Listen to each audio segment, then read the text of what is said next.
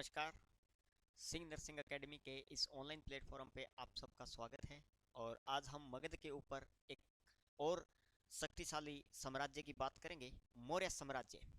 हमने last class में पढ़ा है कि मगध के ऊपर नंद वंश के राजा यहाँ पर शासन कर रहे हैं, और उसके बाद में जो यहाँ पर जो साम्राज्य, एक नया साम्राज्य आता है, मौर्य साम्राज्य, जिसको भारत का सबसे शक्तिशाली और सबसे बड़ा साम्राज्य कहा जाता है, मौर्य साम्राज्य। आज हम इसकी बात करेंगे।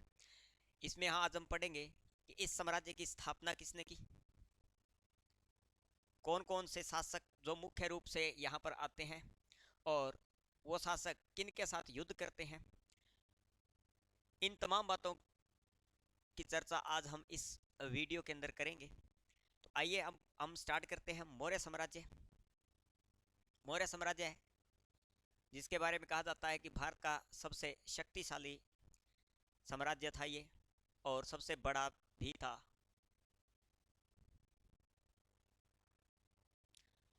तो अब हम पढ़ेंगे मौर्य साम्राज्य। अब जैसे कि मैंने पहली क्लास के अंदर बताया था कि इतिहास के स्रोत हमें पढ़ने जरूरी होते हैं, और हम जो साम्राज्य पढ़ रहे हैं उन्हीं के अनुसार हम उनके स्रोत पढ़ रहे हैं। तो आज हम मौर्य साम्राज्य पढ़ेंगे।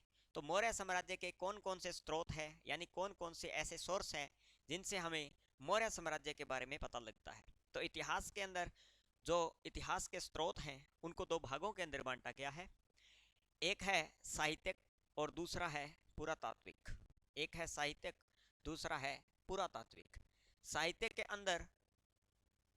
अंदर हम जो हमें लिखित प्रमाण मिलते हो, क्या मिले, लिखित प्रमाण मिले, जैसे कोई पुस्तक मिल गई, शिलालेख मिल गया, अभिलेख मिल गया, ये तमाम प्रकार के हम किस में पढ़ते हैं, साहित्य के अंदर पढ़ते हैं। दूसरे है हमारे पास तो दूसरा स्रोत है साहित्य इतिहास का, वो है हमारे पास पुरातात्विक। इसके अंदर किसी प्रकार का किसी शासक का सिक्का मिल गया है, मोहरें मिल गई हैं, ये तमाम प्रकार की जो सामग्री हमें मिलती है, यानी मटेरियल जो मिलता है, वो पुरातात्विक के अंदर आता है, यानी हम इसको पुरातात्विक स्रोत के नाम से जानते हैं। तो हम मौर्य साम्राज्य आज पढ़ रहे हैं। तो मौर्य साम्राज्य के अंदर कौन कौन से पुरातात्विक स्रोत रहे और कौन कौन से जो है साहित्यिक स्रोत रहे हैं, उनके बारे में आज पढ़ेंगे। तो अब देखते हैं कि कौन से स्रोत हैं जो साहित्यिक स्रोत रहे हैं और कौन से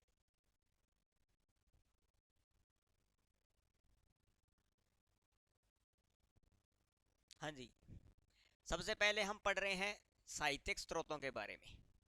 यानी मौर्य काल के अंदर साहित्य स्रोत जो थे उनके बारे में हम पढ़ रहे हैं, जिसमें हमें पहला मिल रहा है देशी। कौन सा मिल रहा है, देशी। साहित्यिक जो स्रोत हैं उनको तीन भागों में बांटा है, एक है देशी, एक है विदेशी, और तीसरा है अन्य। यानी विदेशों के जितने भी जो साहित्यकार या इतिहासकार जो थे उनके द्वारा हमें क्या जानकारी मिलती है, उनको हमने विदेशी स्रोत के अंदर रखा है, और हमारे ही देश के द्वारा, यानी हमारे ही देश के लोगों के द्वारा जो हमें स्रोत मिलते हैं उन्हें हमने देशी के अंदर रख दिया। और तीसरा जो है वो अन्य के अंदर आएगा, यानी अन्य ऐसे स्रोत जिनसे पता लगता है कि यहाँ पर मौर्य साम्राज्य भी आया था। तो पहले हम पढ़ते हैं विदेशी। विदेशी के अंदर हमें मिलता है मेगास्थनीज की इंडिका। क्या मिलती है, मेगास्थनीज की इंडिका हमें देखने को मिलती है। इसके बाद में हम देशी की बात करें तो देशी के अंदर हमें मिलता है कौटिल्य का अर्थशास्त्र। क्या मिलता है, कौटिल्य का अर्थशास्त्र हमें बताता है कि भारत के अंदर जो मगध साम्राज्य था उसके अंदर मौर्य वंश आया था, जिसके संस्थापक कौन थे, चंद्रगुप्त मौर्य थे। तो ये हमें जानकारी देता है। विशाख दत्त का मुद्राक्ष हमें जानकारी देता है मौर्य साम्राज्य के बारे में। यानी ये जो देशी जितने भी लिखे गए हैं ये देशी स्रोत हैं साहित्य के, जो हमें मौर्य साम्राज्य के बारे में बताते हैं। अन्य के अंदर हमने जैसे बौद्ध धर्म पढ़ा है, जैन धर्म पढ़ा है, इनके बारे में भी हमें जो इनके जो सूत्र हैं, यानी जो कल्प सूत्र जो लिखा हुआ है, कल्प सूत्र बाहुभद्र का जो कल्प सूत्र है उसके अंदर भी हमें जानकारी मिलती है, या तमाम प्रकार के जितने भी इनके द्वारा लेख लिखे गए हैं उनसे हमें जानकारी मिलती है कि मगध के अंदर मौर्य साम्राज्य भी आया था। तो ये हमने लिखे हैं मुख्य मुख्य रूप से जो साहित्यिक स्रोत रहे हैं। इसके बाद में हम पढ़ते हैं पुरातात्विक स्रोत। कौन से पढ़ते हैं? पुरातात्विक स्रोत। पुरातात्विक स्रोतों के लिए हमें कौन सा बताता है? हमें दो मिलते हैं, जिसमें एक है अशोक के अभिलेख और एक है रुद्रदामन का जूनागढ़ अभिलेख। ये पुरातात्विक स्रोत हैं जिनसे हमें मौर्य साम्राज्य की जानकारी मिलती है। इसमें एक हमने लिख दिया अशोक के अभिलेख और दूसरा हमने कौन सा कर दिया? रुद्रदामन का जूनागढ़ अभिलेख। तो ये हमें दो प्रकार के मिलते हैं। अब जब हम मौर्य साम्राज्य के अंदर आगे अशोक के बारे में पढ़ेंगे तो हम अशोक के अभिलेख के अंदर क्या लिखा मिलता है ये बात हम करेंगे। रुद्रदामन का जो जूनागढ़ अभिलेख है ये जिस समय लिखा गया है उस समय जब आएगा तब हम बात करेंगे इसके बारे में। तो आइए अब हम मौर्य साम्राज्य की बात करते हैं।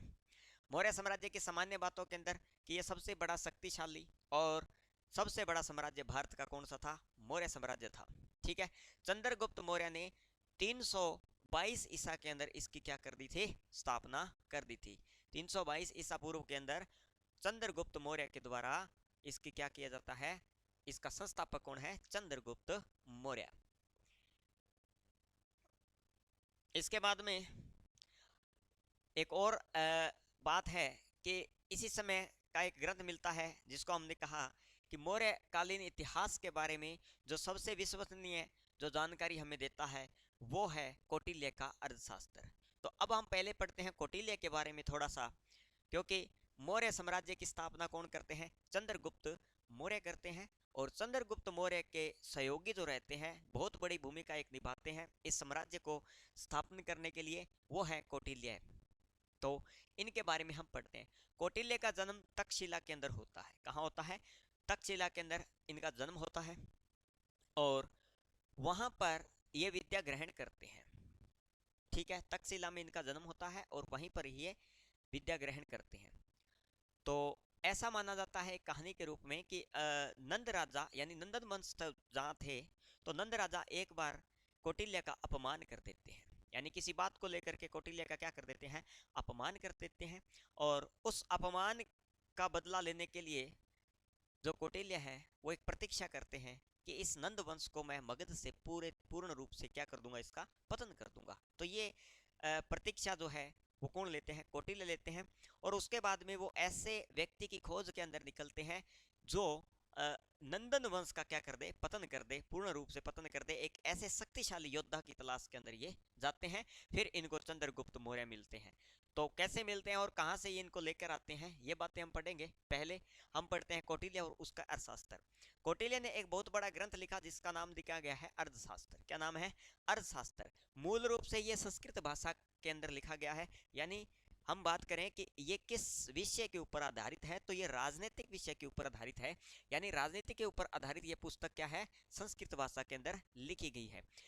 इसके बात करें तो इसका जो अधिकरण यानी इसको कितने भागों के अंदर बांटा गया है? 15 भागों के अंदर इसको बांटा गया है और 180 प्रकरणों के अंदर बांटा गया है। कितने प्रकरणों के अंदर बांटा गया है? 180 प्रकरणों के अंदर बांटा गया है। इस अर्थशास्त्र के अंदर 6000 श्लोक देखने को मिलते हैं। कितने श्लोक मिलते हैं? 6000 श्लोक देखने को हमें मिलते हैं। तो ये अर्थशास्त्र के बारे में सामान्य बात है। फिर इनकी जो मुख्य मुख्य बात है, क्योंकि ये एक चंद्रगुप्त मौर्य के बहुत बड़े सहयोगी थे जिन्होंने चंद्रगुप्त मौर्य को साम्राज्य स्थापित करने के लिए बहुत बड़ी भूमिका निभाते हैं। और ये उस समय उन राजाओं को संबोधित करते हुए कुछ अपने विचार, अपने राजनीतिक विचार रखते हैं और हर राजा को इसका पालन करना चाहिए ऐसा वो बोलते हैं। तो कौटिल्य के अर्थशास्त्र के अंदर हमें देखने को मिलता है कि कौटिल्य ने कौन कौन सी बातें ऐसी बताई जो एक राजा के लिए बहुत जरूरी होती है। तो मुख्य मुख्य जो बातें मैंने लिखी है यहाँ पर देखिए किस प्रकार से कौटिल्य बताते हैं अपने अर्थशास्त्र के अंदर। तो कौटिल्य अपने अर्थशास्त्र के अंदर जो मुख्य मुख्य रूप से बातें बताते हैं वो कुछ इस प्रकार हैं।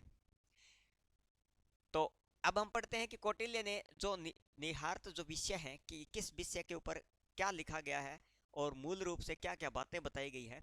तो कौटिल्य के अनुसार सबसे पहली बात है कि राजा को शक्तिशाली और स्वेच्छा से कार्य करने चाहिए। यानी किसी भी कार्य को अगर राजा करता है तो वो क्या करना चाहिए, स्वेच्छा, यानी अपने इच्छा के अनुसार ही कोई कार्य करनी चाहिए। दूसरा ये कहता है कि राजा को प्रजा के हित में काम करने चाहिए। बिल्कुल सही बात है। कौटिल्य के अनुसार अगर राजा प्रजा के हित में काम करता है तो प्रजा हमेशा और हमेशा राजा का सहयोग करती है, क्योंकि अगर प्रजा नहीं है, प्रजा अगर राजा के प्रति अगर बगावत कर देती है, राजा के खिलाफ बोलना स्टार्ट कर देती है, तो इसका मतलब ये है कि वो जो वंश है या वो शासक जो है वो पतन की ओर जाना शुरू हो जाता है। इसलिए कौटिल्य अपने अर्थशास्त्र के अंदर ये बात बहुत अच्छी तरह से लिखते हैं कि एक राजा को क्या करना चाहिए, अपनी प्रजा के प्रति यानी प्रजा के प्रति वफादार होना चाहिए, उनके हित के अंदर काम करने चाहिए, जो प्रजा को अच्छे लगे या प्रजा के हित में जो कार्य हो उनको उनके लिए होना चाहिए। फिर अर्थशास्त्र के अंदर लिखते हैं कि राजा को काम, क्रोध, लोभ, अहंकार, उद्दंडता और विलास इनसे बचना चाहिए। यानी राजा क्या करना चाहिए कि क्रोध नहीं करना चाहिए, काम, क्रोध, लोभ और अहंकार, उद्दंडता, ऐसे कामों से बचना चाहिए एक राजा को। क्योंकि अगर राजा, कौटिल्य के अनुसार अगर राजा अपनी शक्ति खोगा, यानी अगर राजा क्रोध करता है या लोभ करता है तो वो अपनी क्या करता है, अपनी शक्तियों को खो देता है।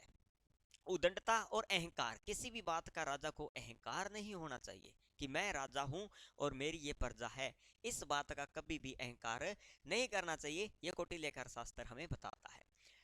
दूसरी बात इन्होंने लिखी है कि राजा को अपने मंत्रियों का चुनाव उनकी विद्वता के आधार पर करना चाहिए। सही बात यह है कि एक राजा जो अपने मंत्री, क्योंकि मंत्री है वो उनका क्या करेंगे, सहयोग करेंगे।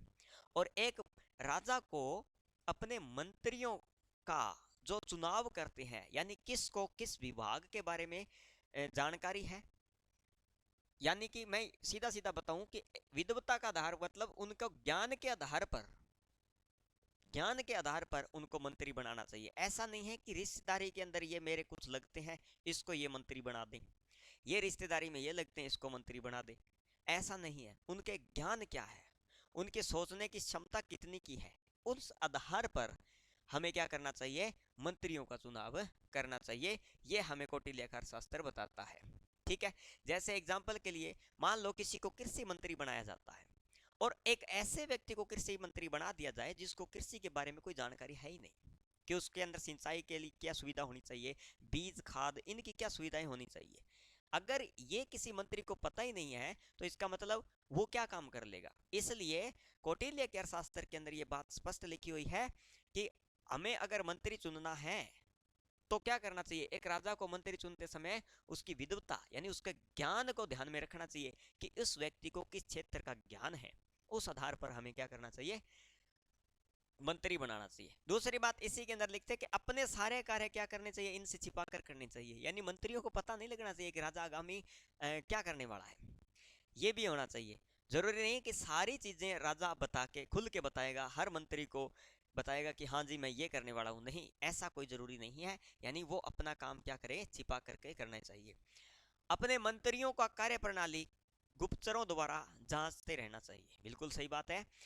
कौटिल्य के अर्थशास्त्र के अंदर ये बात लिखी हुई है कि एक राजा जो होता है वो मंत्रियों से छुपा करके काम करेगा। पहले तो क्या करेगा, मंत्रियों से छुपा करके काम करेगा। दूसरी बात, उस मंत्रिमंडल के अंदर क्या होना चाहिए, उनके राजा के गुप्तचर होने चाहिए, ताकि मंत्रिमंडल के अंदर राजा के लिए क्या चल रहा है, राजा के प्रति कैसी भावनाएं हैं, इनके अंदर इन बातों का क्या होना चाहिए, राजा को पता होना चाहिए। और राजा को पता किससे चलेगा, उनके गुप्तचरों से चलेगा।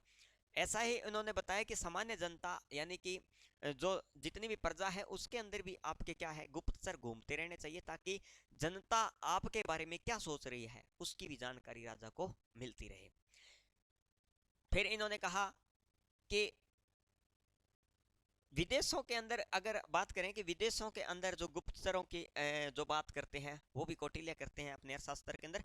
वो बताते हैं कि आपके विदेशों के अंदर भी गुप्तचर होने चाहिए, ताकि आपको विदेशों के बारे में पता लगे कि किसी राजा के प्रति किसकी क्या सोच है, आगामी वो क्या करने वाला है, ये सारी जानकारी आपको अपने गुप्तचर देंगे। इसलिए राजा को हर जगह, हर क्षेत्र के अंदर, हर विभाग के अंदर गुप्तचर रखने चाहिए। ठीक है जी। इसके बाद में हम नेक्स्ट पढ़ते हैं।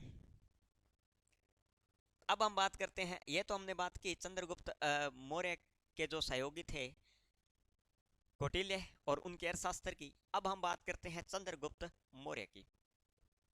जो चंद्रगुप्त मौर्य है, मौर्य वंश के संस्थापक माने जाते हैं। चंद्रगुप्त मौर्य का प्रारंभिक जीवन, सबसे पहले हमने बताया है कि चंद्रगुप्त मौर्य का प्रारंभिक जीवन, बहुत से जो इतिहासकार रहे हैं उनके अंदर मतभेद है इनके जीवन को लेकर के, लेकिन यह माना जाता है कि बहुत ही गरीबी और कठिनाइयों के अंदर इनका जीवन व्यतीत होता है। यानी बचपन जो होता है वो बहुत ही गरीबी और कठिनाई के अंदर व्यतीत होता है चंद्रगुप्त मौर्य का। चंद्रगुप्त मौर्य एक साधारण परिवार यानी गरीब परिवार के अंदर जन्म लेते हैं। बिल्कुल साधारण सा परिवार है और गरीब परिवार जो था उसमें ये अपना अब इनका जन्म होता है। और यहाँ पर लिखा हुआ है एक राजकिल, ये एक प्रकार का खेल होता है। क्या होता है? खेल होता है, एक प्रकार का खेल होता है। ये खेल के अंदर, इस खेल के अंदर ऐसा होता है कि 10-15 बच्चे आपस के अंदर खेलते हैं, यानी कि आपस में लड़ाई करते हैं, ये खेल होता है।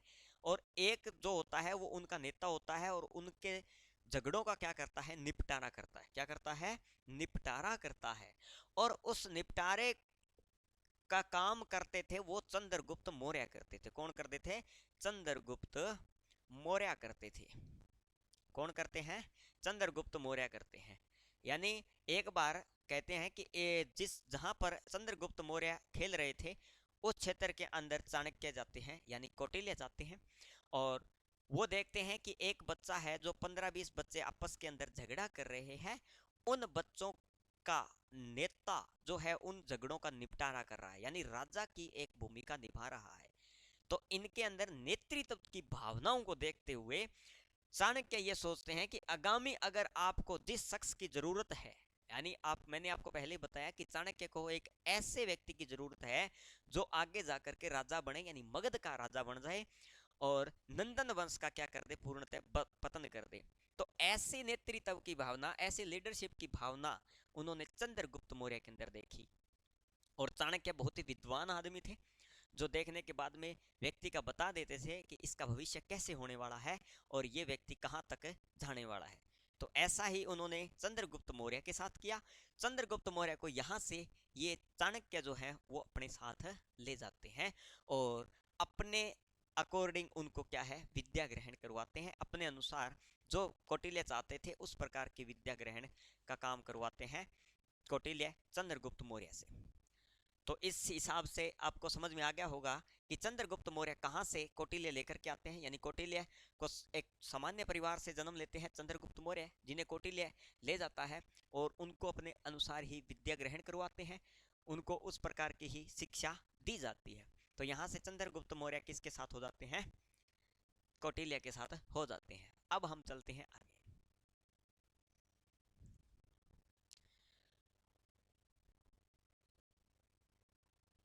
चंद्रगुप्त मौर्य,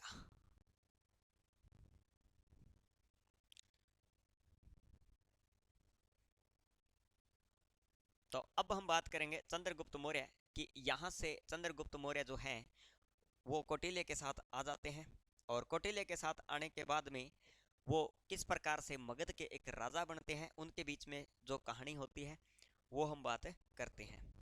लेकिन ध्यान रखिएगा इसी बीच के अंदर एक और बहुत बड़ा युद्ध होता है, बहुत बड़ा युद्ध होता है।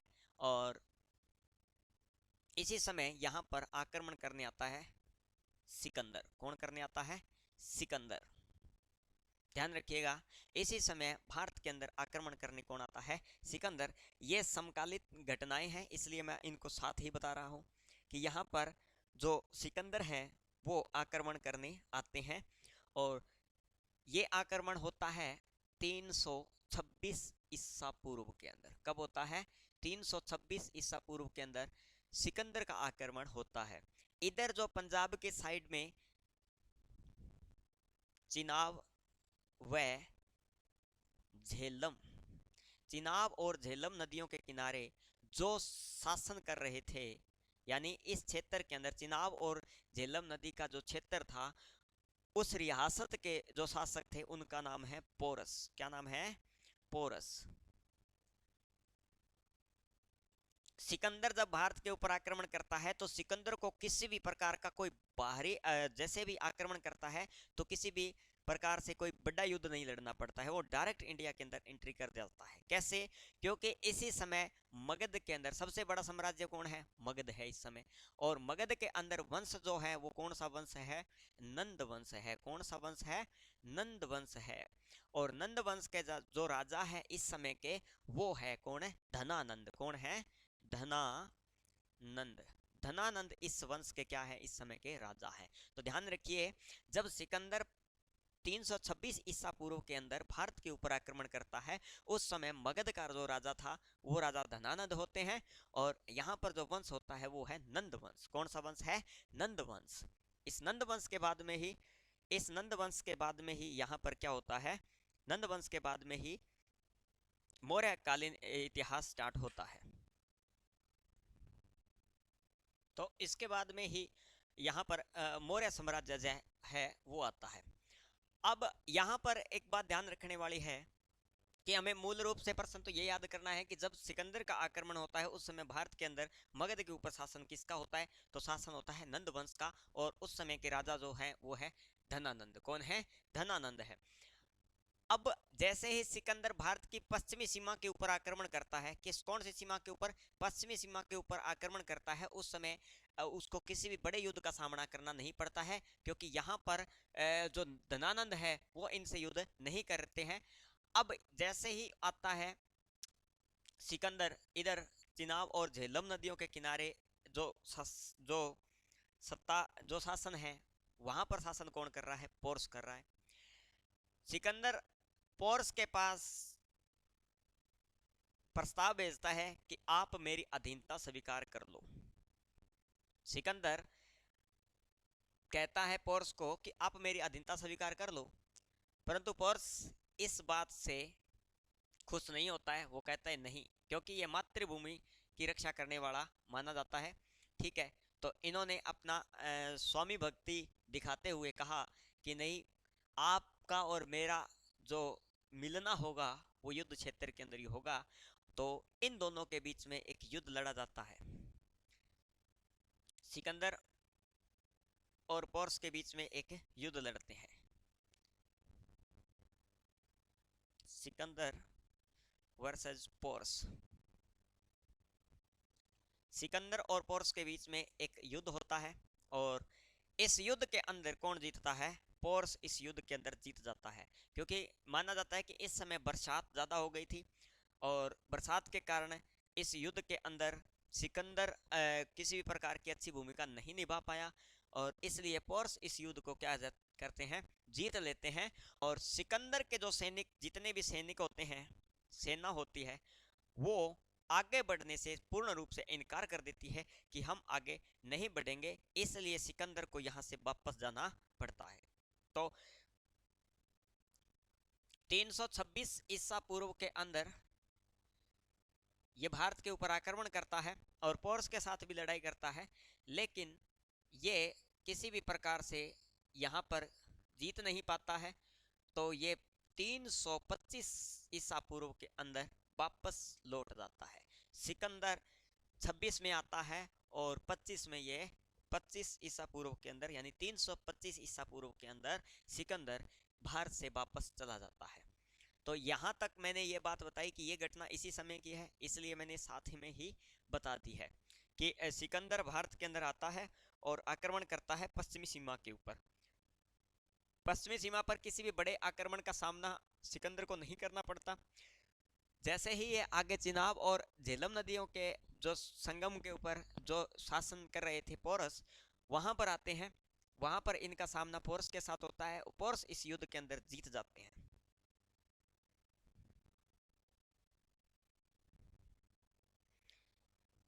तो ये घटना यहाँ की हो गई है। अब हम चलते हैं आगे चंद्रगुप्त मौर्य के ऊपर। चंद्रगुप्त मौर्य, ये जो बात लिखी गई है ये मैं आपको बाद में बताऊंगा। पहले हम बात करते हैं चंद्रगुप्त मौर्य के ऊपर। चंद्रगुप्त मौर्य सबसे पहले मगध के ऊपर आक्रमण करते हैं। कहां पर करते हैं? मगध पर आक्रमण करते हैं। पहला आक्रमण इनका कहां पर होता है? मगध के ऊपर होता है, क्योंकि कौटिल्य इनके साथ है और कौटिल्य का तो काम यही है। कौटिल्य चाहता क्या है? नंद वंश का पतन चाहता है। सबसे पहले ये आक्रमण कहां करते हैं? मगध के ऊपर का आक्रमण करते हैं, परंतु ये आक्रमण असफल हो जाता है। प्रथम असफल आक्रमण मगध के ऊपर कौन करते हैं? चंद्रगुप्त मौर्य, चाणक्य करते हैं, लेकिन ये आक्रमण क्या होता है? असफल हो जाता है पूर्ण रूप से। इसके पीछे कारण यह है कि चंद्रगुप्त मौर्य जो अभी अभी सत्ता के अंदर आ रहे हैं, यानी वो अपनी रियासत बसाएंगे, लेकिन नंद राजा जो है धनानंद, उनके पास तो बहुत सी सेना भी है, बहुत बड़े राजा भी हैं, तो ये निश्चित है कि हारने वाले हैं। इसलिए मगध के ऊपर पहला असफल आक्रमण चंद्रगुप्त मौर्य करते हैं, जिसमें चंद्रगुप्त मौर्य इसके अंदर हार जाते हैं। हारने के बाद में यह माना जाता है कि जब ये चंद्रगुप्त मौर्य और चाणक्य हारने के बाद में एक गांव के अंदर रुकते हैं, वहां पर एक महिला होती है जो अपने बच्चे को खाना खिला रही है, यानी खिचड़ी खिला रही थी। तो उस बच्चे को वो बार बार डांट रही थी कि आप खिचड़ी के बीच में हाथ मत मारो। बीच में, बीच वाला भाग दूसरे जो साइडों वाले भाग होते हैं उनमें गर्म होता है, यानी बीच में हाथ मत मारो, साइडों वाला खा लो, उसके बाद में बीच में आप एंटर कर सकते हो, इतने में वो ठंडा हो सकता है। ये बात चाणक्य को समझ में आ गई कि हम सीधे ही मगध के ऊपर जा रहे हैं, हमें प्राप्त तो मगध ही करना है, परंतु हम सीधे मगध के ऊपर क्यों जा रहे हैं? हमें क्या करना चाहिए? जो साइडों वाला छोटे छोटे रियासत हैं, हमें उन्हें जीतना चाहिए, और फिर उसके बाद में मगध के आसपास का जो क्षेत्र है वो हमने जीत लिया। इसका मतलब मगध की कहीं ना कहीं जो शक्ति है वो कमजोर पड़ जाएगी, और फिर हम मगध के ऊपर अधिकार कर सकते हैं। तो ये बात उनके गहन कर जाती है, और फिर चंद्रगुप्त मौर्य और चाणक्य जो होते हैं वो मगध के जो साइडों वाले जो जितने भी क्षेत्र होते हैं मगध के, उनको जीतने की सोचते हैं और फिर उन पे आक्रमण करना स्टार्ट कर देते हैं। इसके बाद में ये पंजाब के ऊपर जाते हैं। पंजाब वाली जो विजय है, पहले मैंने ये बता दिया कि चंद्रगुप्त मौर्य का हम विजय अभियान पढ़ रहे हैं, जिसमें पहला आक्रमण करते हैं मगध के ऊपर, जो पूर्ण रूप से असफल हो जाता है। उसके बाद में छोटे छोटे इलाकों के ऊपर ये आक्रमण करना स्टार्ट करते हैं, और फिर ये पंजाब की साइड में जाते हैं। अब हम बात करते हैं पंजाब और सिंध के ऊपर जो विजय अभियान चलता है चंद्रगुप्त मौर्य का, उसकी।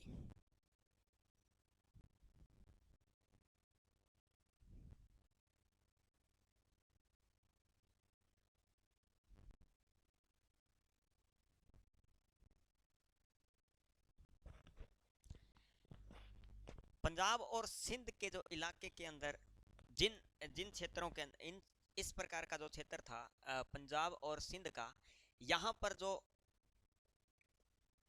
शासक हुआ करते थे उनको बोलते थे छत्रप। क्या बोलते थे? छत्रप, यानी राज्यपाल। क्या बोलते थे? राज्यपाल। जैसे मैंने बताया कि 325 ईसा पूर्व के अंदर यहाँ भारत से सिकंदर चला जाता है। 325 के अंदर सिकंदर भारत से चला जाता है। जैसे ही सिकंदर भारत से जाता है, उस समय पंजाब और सिंध के इलाकों के अंदर दंगे हो जाते हैं। इतिहासकार जस्टिस ये बताते हैं कि इन दंगों के पीछे चंद्रगुप्त मौर्य और कौटिल्य का हाथ है, कि इनके बीच में दंगे क्यों हुए, यानी यहाँ के जो क्षत्रप थे, यानी जो राज्यपाल थे, वो आपस के अंदर लड़ने लग गए थे। इस पूरी घटना के पीछे जो इतिहासकार जस्टिस है वो ये बताते हैं कि यहाँ पर चंद्रगुप्त मौर्य और कौटिल्य का ही काम था, जो आपस में इनको लड़ा दिया गया था। ठीक है, तो ये आपस के अंदर ये लड़ना स्टार्ट हो जाते हैं। कौन कौन? ये जितने भी क्षत्रप थे यहाँ के, वो आपस में सिंधु और पंजाब के क्षेत्र के अंदर जो जितने भी लोग थे वो लड़ने लग जाते हैं। 325 ईसा के अंदर जब कौन जाता है? सिकंदर भारत छोड़कर चला जाता है उस समय।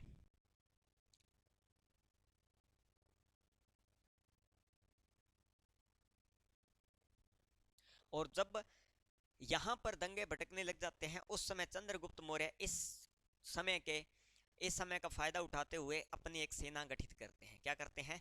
सेना गठित करना स्टार्ट कर देते हैं। सेना गठित करते हैं और इनके ऊपर आक्रमण करना, थोड़ा थोड़ा जो इलाके से छोटे छोटे जो रियासतें थी उनको अपने अंडर करने स्टार्ट कर देती हैं। यहाँ का अंतिम क्षत्रप था यूडेस। ये किसी भी प्रकार का युद्ध नहीं लड़ता है और 1317 के अंदर ये चला जाता है यहाँ से। 1317 ईसा पूर्व के अंदर ये किसी प्रकार का कोई लड़ाई झगड़ा करके ना ही करके सीधा ही आत्मसमर्पण करके यहाँ से चला ही जाता है। यूडेस जो था इस रियासत का शासक था, वो यहाँ से 317 ईसा पूर्व के अंदर यहाँ से चले जाते हैं। ठीक है। और ये अंतिम जो हम बोल सकते हैं कि मेसिडोनियस जो शासक थे यूडेस, वो अंतिम रूप से 317 ईसा पूर्व के अंदर यहाँ से चले जाते हैं। और उसके बाद में सेना गठित की होती है चंद्रगुप्त मौर्य की, और इस क्षेत्र के अंदर चंद्रगुप्त मौर्य आ जाते हैं। तो ये पंजाब और सिंध का क्षेत्र जो है वो चंद्रगुप्त मौर्य जीत लेते हैं। अब चंद्रगुप्त मौर्य पहले सेना गठित करते हैं, उससे पहले थोड़ी सी सेना थी, फिर ये पंजाब वाला इलाका जीतने के बाद में उनके पास सेना बड़ी हो गई है। अब बड़ी होने का मतलब ये हो गया कि अब ये बड़े शासकों के साथ युद्ध करेंगे।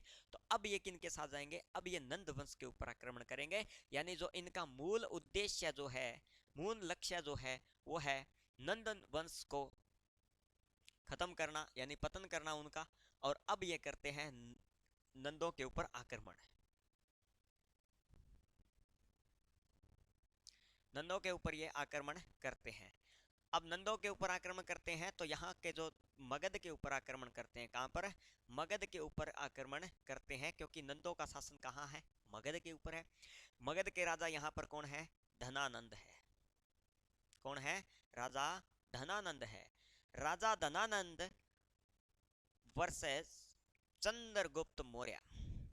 चंद्रगुप्त मौर्य और मौर्य के साथ में यहाँ पर है कौटिल्य।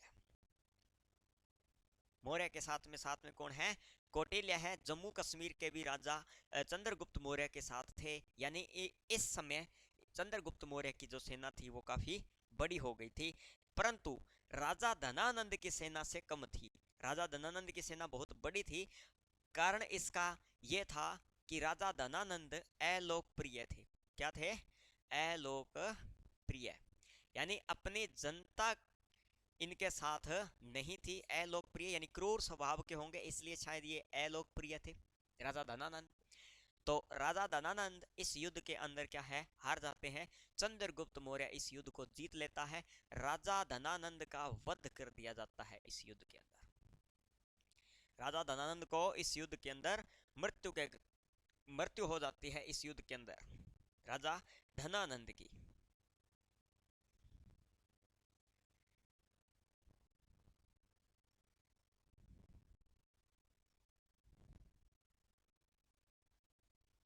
ठीक है।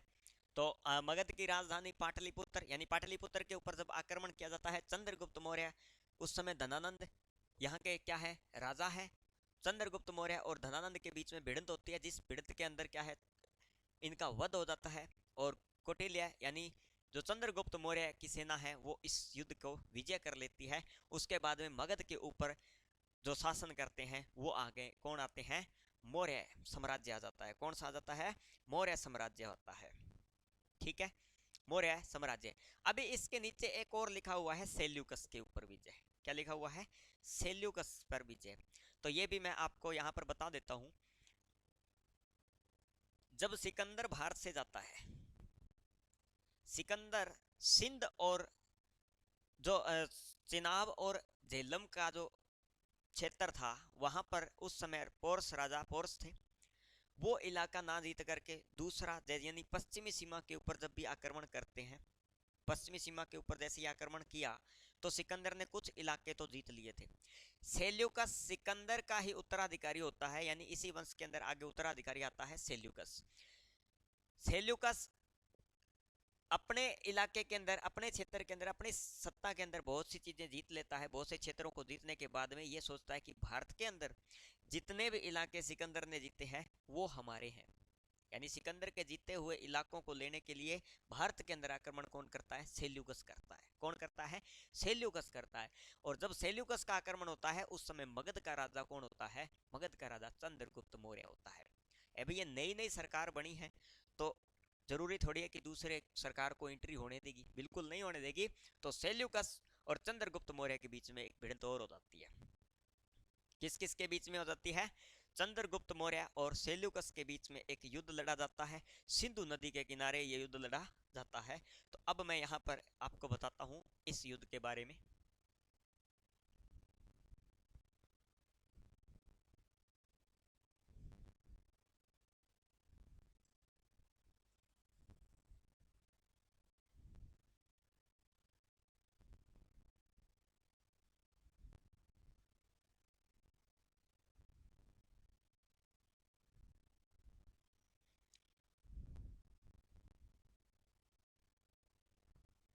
चंद्रगुप्त मौर्य और सेल्यूकस, इनके बीच में युद्ध होता है जिसमें सेल्यूकस इस युद्ध में हार जाता है। जीतेगा कौन? चंद्रगुप्त मौर्य। अब सेल्यूकस जैसे ही हार जाता है, सेल्यूकस को पता लग गया कि यहाँ पर जो क्षेत्र जो जीता हुआ सिकंदर का वो तो मेरे को मिलने वाला है नहीं, क्यों ना कुछ अलग किया जाए। तो अलग करने का और कोई मकसद नहीं था। सेल्यूकस और इसके बीच में एक संधि होती है। चंद्रगुप्त मौर्य और सेल्यूकस के बीच में क्या हो जाती है? एक संधि हो जाती है। क्या होती है? संधि हो जाती है। संधि हो जाती है। इस संधि के अंदर सेल्यूकस की एक पुत्री होती है।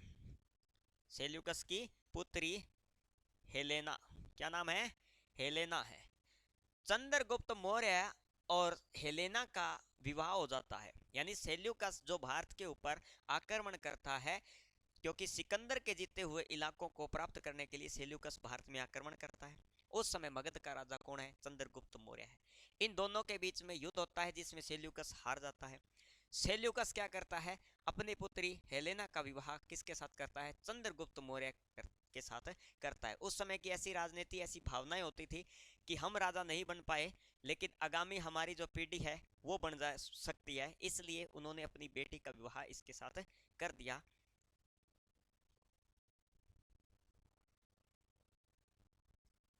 ठीक है। तो चंद्रगुप्त मौर्य का विवाह किसके साथ हो जाता है? हेलेना के साथ हो जाता है। तो ये सेल्यूकस के ऊपर विजय हो गई, नंदों का अनुमूलन हो गया है। और अब हम पढ़ते हैं आगे चंद्रगुप्त मौर्य क्या करते हैं। पश्चिमी सीमा के ऊपर आक्रमण और दक्षिण भारत के ऊपर विजय। यानी जब भी कोई राजा बनता है तो राजा का एक मूल उद्देश्य यह होता है कि वो अपने राज्य विस्तार की नीति को बढ़ाए, अपने अंपायर को क्या करेगा? बढ़ाएगा। तो ये सबसे बड़ी रहता है। ये हम पढ़ेंगे नेक्स्ट वीडियो के अंदर कि पश्चिमी भारत के ऊपर आक्रमण कैसे करता है और दक्षिण भारत के ऊपर आक्रमण कैसे करता है। उसके बाद में क्या क्या निर्माण कार्य करवाते हैं चंद्रगुप्त मौर्य। ये तमाम बातें हम नेक्स्ट वीडियो के अंदर पढ़ेंगे। तब तक के लिए धन्यवाद। All the best.